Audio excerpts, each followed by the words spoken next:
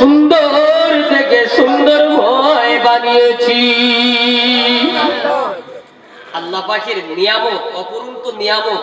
মাছ যেমন পানির ভিতরে থাকে, পানি দিয়ে মাছকে ডুবিয়ে রেখেছে, পানি ছাড়া যেন মাছ বাঁচতে পারে না। আল্লাহর বান্দা আল্লাহ পাকের নিয়ামত ছাড়া বাঁচতে পারবে না। জুড়ে বলুন সুবহানাল্লাহ। এই হাওয়া বাতাস আল্লাহ পাকের নিয়ামত না গজব বাবু? এখন হালকা ধরনের হচ্ছে, একটু মিডিয়াম ধরনের চলছে, এখন হলো নিয়ামত। আর যখন এই যে সাইক্লোন যখন হয় তখন কি গজব। আর এই হাওয়াটা পুরো বন্ধ যদি করে দেয়, আমার নাকের মধ্যে ঢুকবে না, বার হবে না, তখন কি হবে? তাহলে আমার দূষিত খাওয়া, আমার ভিতরে তো একটা ইঞ্জিন আছে, ইঞ্জিন, এটা ভিতরে একটা ইঞ্জিন আছে। ইঞ্জিনের ভিতর দেখবেন মোটর সাইকেল হোক, বাইক হোক, যাই হোক না কেন, বড় বড় চার চাকা হোক, ওর ভিতর দিয়ে একটা হাওয়া বার হয় আর একটা হাওয়া ঢোকায়।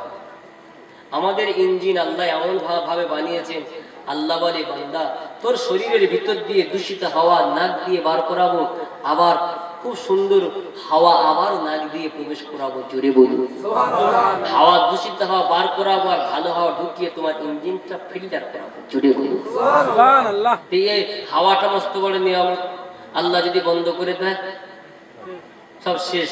তাহলে যত ধরনের যা কিছু দুনিয়ার জমিনে আল্লাহ আমাদের উপরে যা করেছে সব আমাদের জন্য নিয়ামত, আর আমাদের উপরে আল্লাহ নিয়ামত দিয়ে ডুবিয়ে রেখেছে। জুড়ে বলি সেই আল্লাহর কতটা ভালোবাসার দরকার। যেমন মাছ পানি ছাড়া বাঁচতে পারে না, ঠিক বান্দা আল্লাহ পাকের নিয়ামত ছাড়া বাঁচতে পারবে না। জুড়ে বলি সুবহানাল্লাহ। তাহলে সেই বান্দা আল্লাহর জন্য কি করার দরকার? কলিজা টুকরা মালিক এবার বলবেন মাওলানা আতিয়া রহমান, নিয়ামত শুধু একটা হাওয়া দিয়ে বুঝিয়ে ছেড়ে দিলে হবে না, হাওয়ায় উড়ে গেল। আরো একটু ভালোভাবে আমাদের বিশ্লেষণ করিয়ে দেখিয়ে দেন।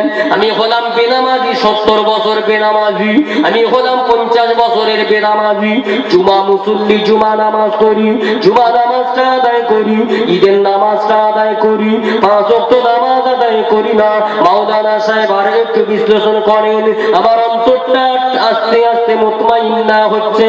আমি আপনাদের আরো একটু বোঝাতে চাচ্ছি, ও আল্লাহর বান্দা, আল্লাহ পাক আমাদের উপরে কতটা রহম করেছেন দেখেন, আল্লাহ পাক আমাদের উপরে কতটা দয়া করেছেন দেখেন। আল্লাহ পাক আমাদের মানব দেহের ভিতরে অনেকটা মেশিন আল্লাহ দান করেছেন। আমি আপনাদের কাছে সমস্ত মেশিনগুলো আলোচনা করতে চাচ্ছি না। আমি গোলা থেকে মাথা, মাথা থেকে গোলা, এই মাথার ভিতরে মুখমণ্ডলের ভিতরে গোলা থেকে মাথা এতটুকু বডির অঙ্গ নিয়ে আমি হালকা করে একটু আলোচনা করতে যাচ্ছি। এতটুকু ভিতরে গোলা থেকে মাথার ভিতরে আল্লাহ পাক কয়েকখানা ইঞ্জিন বসিয়ে রেখেছে। আল্লাহ পাক কয়েকটা মেশিন দান করেছেন। 1 নম্বর মেশিন হলো কান, 2 নম্বর মেশিন হলো নাক, 3 নম্বর মেশিন হলো চোখ, 4 নম্বর মেশিন হলো গালের ভিতরে জিহ্বা। এ আল্লাহর বান্দা, যে কটা মেশিনের নাম বললাম, কান, নাক, চোখ, জিহ্বা, আরো ইঞ্জিন আছে, আরো মেশিন আছে। এই কয়েকটা মেশিনের দাম আল্লাহ পাকের কাছে আছে না নেই? আল্লাহ পাকের কাছে আছে। কিন্তু দুনিয়ার জমিনে কান যদি কালা হয়, কানে শুনতে পাচ্ছেন না, মেশিন বসাতে হবে। সার্জেন্ট ডাক্তার বলছে নরমাল টাইপের মেশিনের দাম 8,000, ভালো মেশিনটা হবে 10,000। কানের কান যদি কালা হয়ে যায়, ও শুনতে পারবে? পিছন দিয়ে হেঁটে 2টো ছেলে আছে, রাস্তা দিয়ে হেঁটে হেঁটে বড় ছেলের বাড়ি যাচ্ছে, আর মেজর ছেলের ছেলে নাতি বলছে দাদু কোথায় যাচ্ছ, ও দাদু কোথায় যাচ্ছ? দাদু মনে করছে আমি হেঁটে হেঁটে ওদের বাড়ি যাচ্ছি বলে মনে হচ্ছে কিছু বলছে, ট্রেনে একদম কোমরে লাঠি মেরেছে। বাড়ি এসে বলছে আব্বা আমার দাদু মেরেছে। কেন? আমি জিজ্ঞাসা করছি, দাদু আমার বাড়ি যাবে না, কোথায় যাচ্ছে? আর দাদু ভেবেছে আমি ওদের বাড়ি যাচ্ছি বলে ওকে কিছু বলছে, ঝেড়েছে। শুনতে পারলে কি করবে? তো বাড়ি এসে বলছে এই ব্যাপার তোমার নাতিতেই বলে, তুমি ঝাড়লে কেন? কোমরের অবস্থা দেখো নি বাবা, আমি শুনতে পারলে কি করবো? তা ডাক্তার কাছে বলে একটা মেশিন, কানে মেশিন শুনতে পায় না, তো দাম কত? নরমালে হলে 8,000, আর একটু ভালো ধরনের হলে 10,000। আমার এখন কান ভালো আছে, মেশিন বসাতে হবে কি? হ্যাঁ, এই মেশিনটা কে দিয়েছে? তো এর দাম আছে না নেই? মোটামুটি ধরো 10,000, মোটামুটি ধরিস কিন্তু 10,000, খারাপ হয়ে গেলে 10,000 টাকা লাগাতে হবে। আর তাও কি করতে হবে? বুকের ভিতরে এরকম ধরনের একটা চাবলানে ঘুরতে হবে, এরকম ধরনের বুঝতে হবে, তার দিতে হবে, কত ঝামেলা বলুন তো। আল্লাহ বলে বান্দারে তোর কানকে আমি কত সুন্দর বানিয়েছি। এ আল্লাহর বান্দা, দুটো চোখ আল্লাহ দিয়েছে। আল্লাহ পাক যদি আমার দুটো চোখ যদি বন্ধ করে যদি দেয়, দুনিয়ার জমিন দেখতে পাবো না, দুনিয়ার জমিনে আমার মহব্বতের স্ত্রীকে দেখতে পাবো না, তাহলে আমার মনের আশাটা কি মিটবে? কানা কানা ছেলের বিয়ে দেশ, চল বাবা বিয়ে হবে তোর, বল কবুল কবুল। এবার বাসার ঘরে ঢুকে গেছে, কানাও বই দেখা পাবে? হ্যাঁ, ধরো একটা মেয়ে কানা, ছেলেদের কানা বলেছি মেয়েরা হাসছে, মেয়েদের কানা বলি, মেয়ে ধরো কানা, স্বামী খুব সুন্দর স্মার্ট, দেখতে ভালো, সবাই বলছে তোর স্বামী খুব ভালো। কানা আমি কি দেখে দেখে বলবি হ্যাঁ খুব ভালো? ভালো হোক কালো হোক যা হোক, বাসার ঘরে তাই হবে, হ্যাঁ না বলো? আর দুটো চোখ যদি কানা মেয়ে যদি দুটো চোখ আল্লাহ দিত, ওই স্বামীকে দেখে অন্তর ভরিয়ে নিত। জোরে বলু ও বাবু, চোখ মুজিয়ে দেখে একটা জিনিস মহব্বত করা, আর চোখে দেখে আরো একটা মহব্বত করা, দুটোর মধ্যে মহব্বত বাড়বে না কমবে বাবু? কোনটি? না দেখে মহব্বতটা বেশি হবে না দেখে মহব্বত বেশি হবে? দেখে। ওই যে কানা মেয়েটা স্বামীকে যা মহব্বত করা করছে, যদি ওই ওই মেয়েটার চোখ যদি আল্লাহ ভালো দিত, আর যদি স্বামীকে দেখে নিত ফুটফুটে একদম পরিষ্কার স্বামী, তাহলে কত রকমের মহব্বত অন্তরে জমতো, হ্যাঁ না বলুন?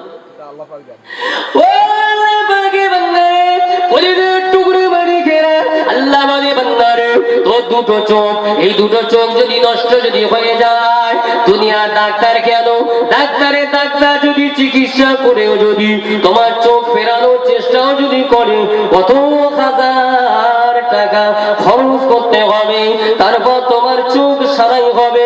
অনেকের হয়তো টাকা খরচ করেও চোখের চিকিৎসার পরেও চোখ কিন্তু ঠিক হলো না। কলিজার টুকরা মানিকেরা, 1 নম্বর মেশিনের কথা বললাম কান, 2 নম্বর মেশিনের কথা বললাম চোখ, আরো একটা মেশিনের কথা আলোচনা করি। কলিজার টুকরা মানিকেরা, আমার আপনার গালের উপরে একটা মেশিন আল্লাহ দান করেছে, গালের উপরে একটা মেশিন আল্লাহ দান করেছে। ওই মেশিনটার নাম হলো দন্তন্য আকারে ক, কি হয় বলুন? বানান ভালো, ছোটবেলা ভালো লেখাপড়া করেছো মাশাআল্লাহ। আল্লাহ এরকম লেখাপড়াটা যদি বাংলায় যেমন করেছো, আরবি না, আরবি লেখাপড়াটা যদি করতেন, আমরা এক একজন মাহবুব পেয়ারা হয়ে যেতাম। জোরে বলি হুজুর, বাবা দেয়নি তা কি করে করবো নাকি? লেখাপড়া বাবা শেখোয়নি, আরবি পড়ার জন্য পেটাই করেছে, বাঁধর যায়নি, গরু চইরেছে, হ্যাঁ না বলুন? এরকম ছেলে আছে, আরবি পড়ানোর জন্য মেরেছে, ঠেইয়েছে, তবু যায়নি। বাংলা পড়ার জন্য টিউশন খরচ 500, 600, 700 টাকা খরচ করেছে, আরবি পড়াবে ফ্রি ইমাম সাহেব, তাও যায়নি। তাহলে গালের উপরে যে মেশিনটার নাম বললাম ভুলে যায়নি বাবা, গালের উপরে যে মেশিনটার নাম বললাম দন্তন্য আকারে কন্যান।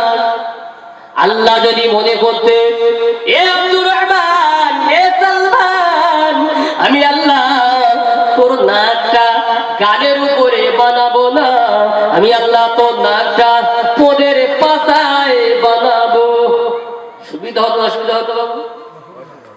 অসুবিধা হতো?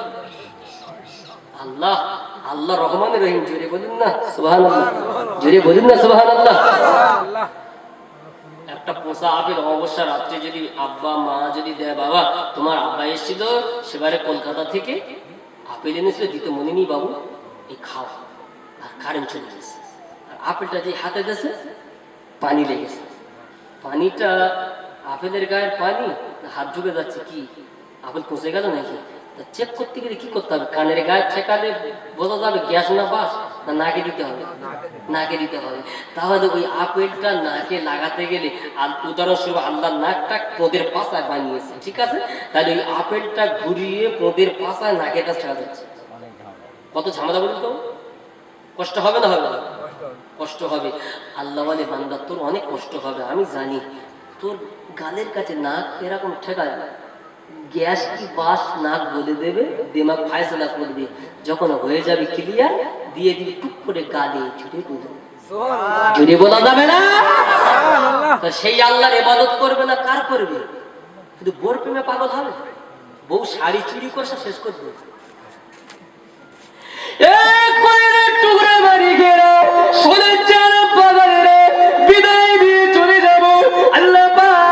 আমাকে আপনাকে অতিরিক্ত ভালোবেসে মহব্বত করে, আমাকে আপনাকে কত সুন্দর প্যার করে সুন্দরভাবে কানের উপরে নাকটা সাজিয়ে দিয়েছে।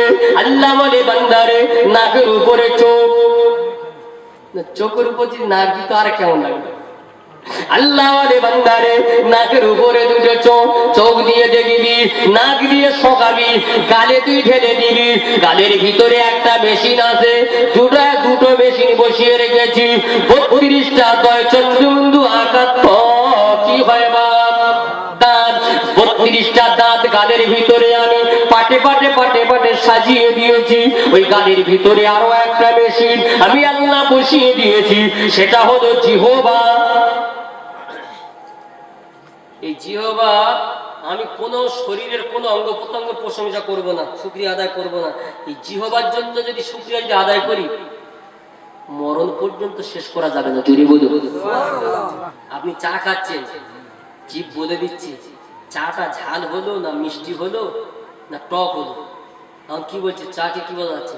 ঠিক আছে, চিনি টিনি ঠিক আছে, অসুবিধা নেই। কত আরামের সঙ্গে আল্লাহ খাওয়াচ্ছে বলে তো জোরে বলুন আলহামদুলিল্লাহ, জোরে বলুন আল্লাহ আলহামদুলিল্লাহ। আল্লাহ পাকে বান্দা, আল্লাহ পাক জিহ্বাটা কত মস্ত বড় মেশিন বানিয়েছে। আল্লাহ বলে বান্দারে দুনিয়ার জমিনে অনেক ইঞ্জিনিয়ার আছে, দুনিয়ার জমিনে অনেক বৈজ্ঞানিক আছে, দুনিয়ার জমিনে অনেক কারিগরি আছে। আমি আল্লাহ পাক মানবের ভিতরে একটা মেশিন, সে মেশিনটা হলো জিহ্বা।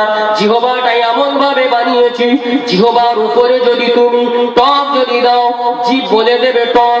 জিভের উপরে ঝাল যদি দাও, জিভ বলে দেবে ঝাল। জিভের উপরে লবণ যদি দাও, জিহ্বা বলে দেবে লবণ। জিভের উপরে যদি নোনতা দাও, জিহ্বা বলে দেবে নোনতা। জিভের উপরে যদি তিতে দাও, জিভ বলে দেবে তিতো। এ আল্লাহর বান্দা, কোন ব্যক্তি কি আছে জিহ্বার মতো এমনই একটা মেশিন তৈরি করে দেখাবে, জিহ্বার মতো এমনই মেশিন তৈরি করে দেখাবে।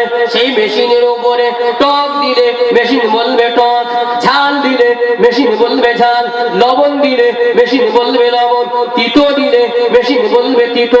দুনিয়ার জমিনে কোন বৈজ্ঞানিক কি আছে জিহ্বার মতো একটা মেশিন তৈরি করে দেখাবে? আছে না নেই?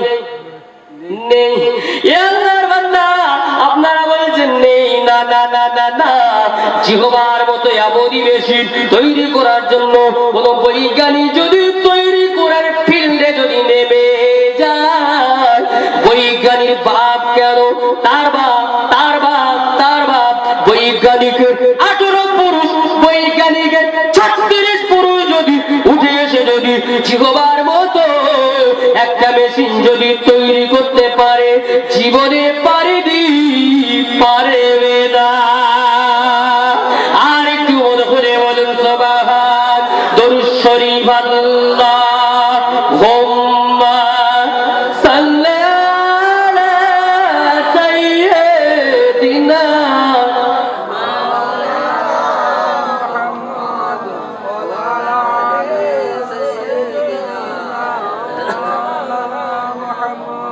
জন্ম আমার নবীর যুগে হলে কেমন হতো, জন্ম আমার নবীর যুগে হলে কেমন হতো। দুনয়নে রাসূল পাক, দুনয়নে রাসূল পাক দেখলে কেমন হতো, জন্ম আমার নবীর যুগে হলে কেমন হতো। সুবহানাল্লাহ। আরে আমাদের জন্ম যদি নবী পাকের যুগে যদি হতো, আমরা এক